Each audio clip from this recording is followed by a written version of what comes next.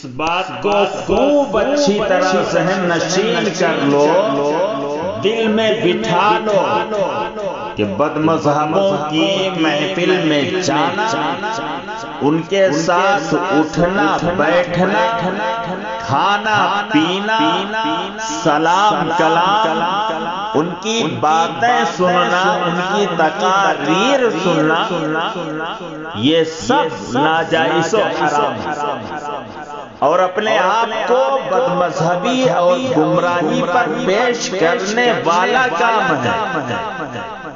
ہاں، چاہے ان کی باتیں، ان کی تقاریر آیات قرآنیہ پر ہی مشتمل کیوں نہ ہو، احادیث مبارکہ پر ہی مشتمل کیوں نہ ہو، نہیں سننا ہے۔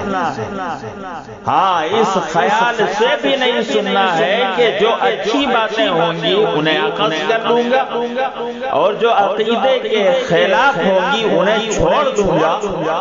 اس نظریے سے بھی بدعقیدوں کو سننے کی ہرگز اجازت نہیں ہے۔ آپ سوچیں گے اس سختی و تاکید کی وجہ کیا ہے؟ تو سنو میرے بھائی، وجہ یہ ہے کہ بدعقیدے گمراہ لوگ اپنی تقریر میں قرآن و حدیث کی شرح و وضاحت کی آڑ میں ضرور کچھ باتیں اپنی بد مذہبی کی بھی ملا دیا کرتے ہیں۔ وہ باتیں تقریر سننے والے کے ذہن میں راسخ ہو کر دل میں گھر کر جاتی ہیں۔ یہی وجہ ہے کہ گمراہ و بے دین کی تقریر و گفتگو سننے والا عموماً خود بھی گمراہ ہو جاتا ہے۔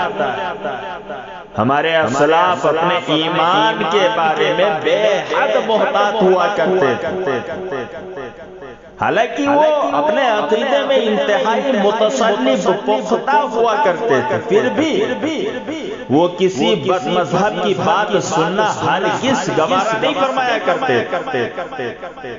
اگرچہ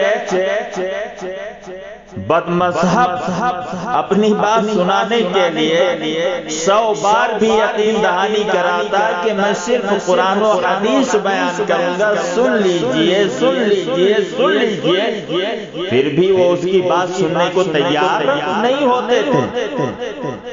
اعلیٰ حضرت امام اہل سنت فاضل بریلوی رضی اللہ تعالیٰ نے اس حوالے سے اسلاف کا عمل نقل فرمایا، ذرا سنو۔ اعلیٰ حضرت امام اہل سنت رضی اللہ تعالیٰ نقل کرتے ہوئے فرماتے ہیں کہ حضرت سعید بن جبیر رضی اللہ تعالیٰ، حضرت سعید بن جبیر یہ حضرت عبداللہ بن عباس رضی اللہ تعالیٰ عنہما کے شاگرد ہیں، اور یہ حضرت عبداللہ بن عباس رضی اللہ تعالیٰ عنہما کون ہیں؟ حضرت عباس رضی اللہ تعالیٰ عنہ جو حضور علیہ السلام کے چچا ہیں، ان کے یہ صاحبزادے ہیں۔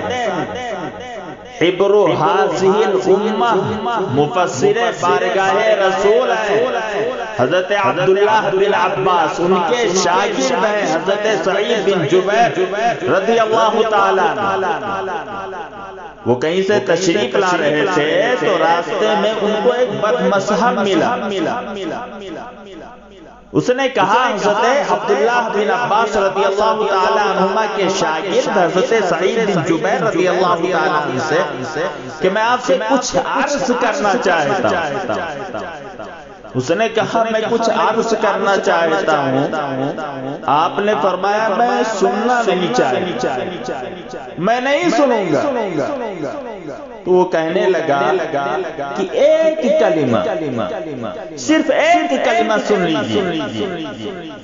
تو حضرت سعید بن جبیر رضی اللہ تعالیٰ نے اپنا انگوٹھا چپلیا کے سر پر رکھ کر فرمایا وَلَا نِصْفَ كَلِمَةٍ، تو ایک کلمے کی بات کر رہا ہے کہ سن لیجیے، میں آدھا لفظ بھی سننے کو تیار نہیں ہوں۔ لوگوں نے عرض کی حضور اس کا کیا سبب ہے؟ فرمایا یہ گمراہوں میں سے گمراہوں میں سے ہے، گمراہوں میں سے ہے، اور کسی گمراہ کا آدھا کلمہ بھی مجھے سننا منظور نہیں ہے۔